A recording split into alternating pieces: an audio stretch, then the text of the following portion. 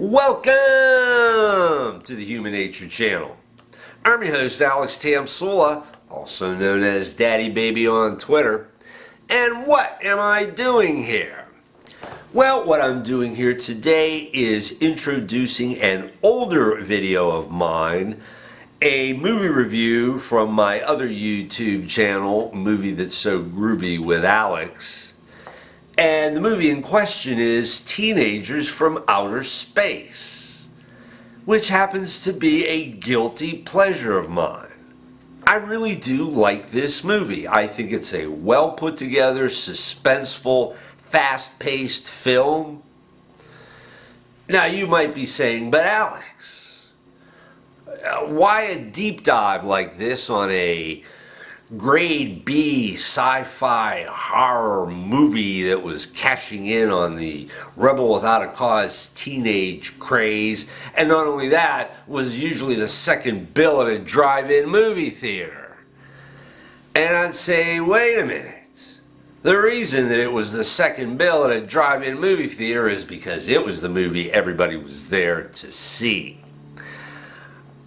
I found out a little bit about the film. Fascinating backstory to what's going on here. There's more to Teenagers from Outer Space than meets the eye at first glance. But anyway, enjoy the video and have a good one.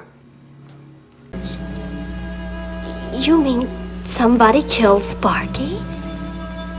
Oh no, Derek, it can't be true. Why would anyone want to kill Sparky?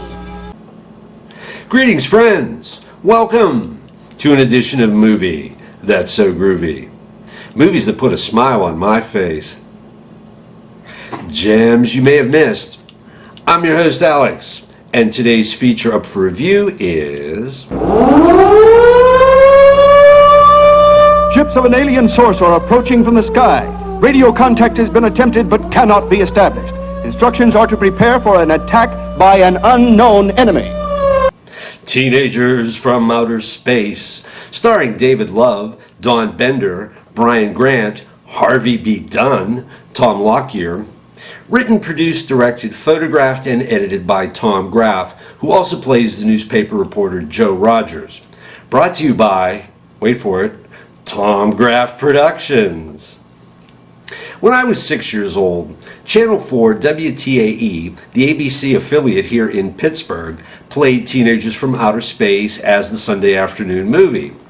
The next day in school, all my fellow second grade classmates could do was talk about Teenagers from Outer Space. Somebody asked me, "Did you see where the lady in the swimming pool got it with the ray gun?" I said you will call no one.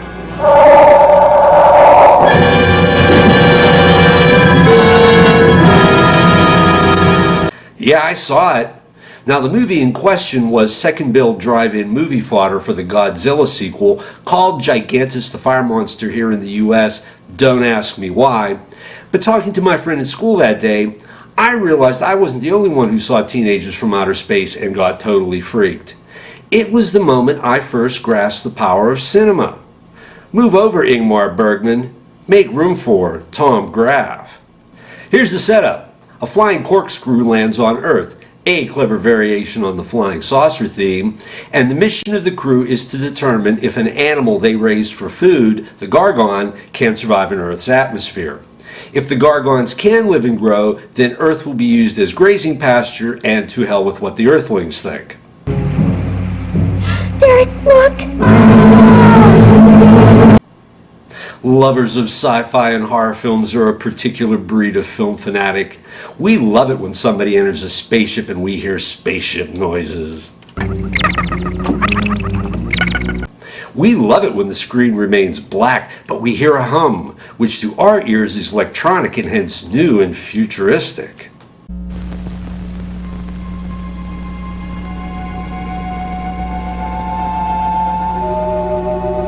Think Outer Limits.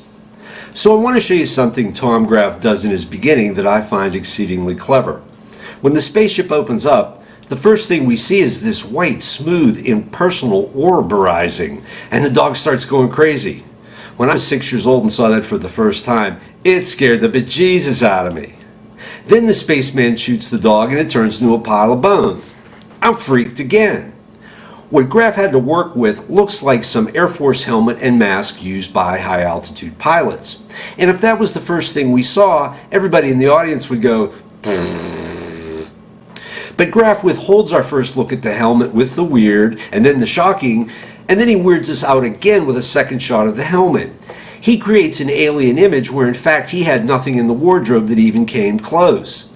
That takes some imagination. Robin Bales, over at his review YouTube channel Dark Corners, does a piece on teenagers from outer space, and he gasses all over it. It's a funny review, and I understand where he's coming from. I could spend my entire time here pointing out the howlers.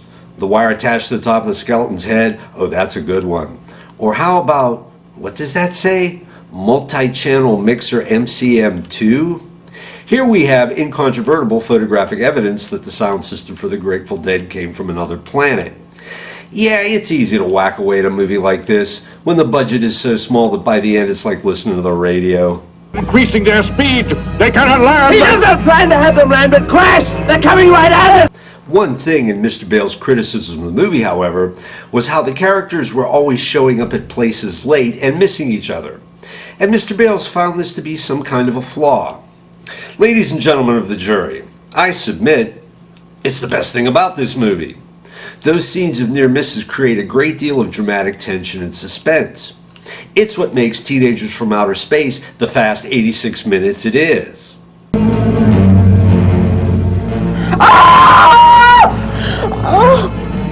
Oh, Derek! Thor the Psycho Killer, oh, he was here a second ago. You just missed him. A friend of mine used the word in describing another movie, but I think it's appropriate. Propelled. Thor passed out in the open doorway makes the nurse hurry to him. Everybody's in a hurry. A lot happens.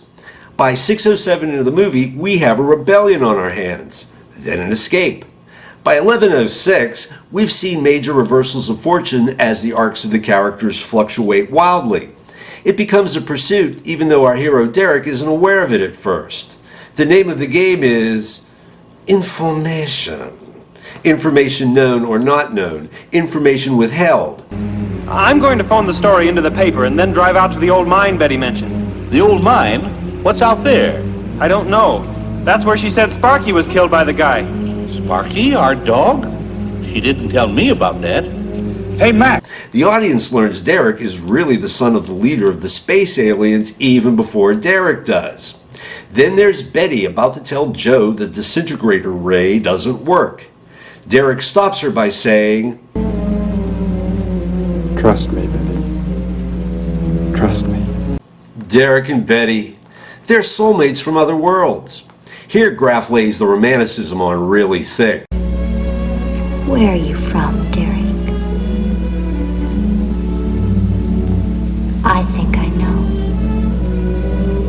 I think I've known for some time.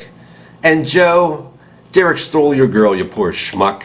Which is doubly funny since Graf and Robert Kaltenthaler, David Love in the movie, were a gay couple. That almost makes Graf and Kaltenthaler LGTB pioneers. They were putting their relationship out there for the world to see. A little cosplay, buddy? In a way, the movie is patterned after some Warner Brothers crime drama from the late 40s. I mean, how many times have we heard the wounded bad guy with a gun say, "Take me to a doctor"? So in Tom Graf's well-put-together, wildly melodramatic sci-fi thriller with a world-building backstory to boot, we see gunfire with scratch-on-film bullets, a nurse getting pistol whipped with a ray gun. Hey, follow him! No! Dare refuse? And the local NRA chapter getting attacked by a giant lobster. There it is! Teenagers from Outer Space, the movie, has two big things going for it. It's a triumph of guerrilla filmmaking on a $14,000 budget. Graf even conned some little old lady to use her house for scenes by telling her he was a UCLA film student. He wasn't. But more importantly, this movie is a masterpiece of editing. Not a single cut runs too long. All the scenes snap together like Lego pieces, making Tom Graf the auteur you've never heard of. It's the only feature film he ever completed picked up by a studio. Maybe the real tale is he put all his insides up on the silver screen, and that's a dicey proposition for a guy who later becomes mentally unstable. But he did have the touch of a talented filmmaker. And there are some movies out there from named directors with big stars and big budgets that haven't been viewed nearly as many times over the years as Teenagers from Outer Space. It's one of those rare B movies that has that something special about it. It survives. The Gargan, get back! There it is, Derek! It was under the rock! Quick! Shoot it, Derek! Shoot it! It won't work. Run! Go start the motor! Hurry! Now, if you'll please excuse me, I'm having lobster for dinner.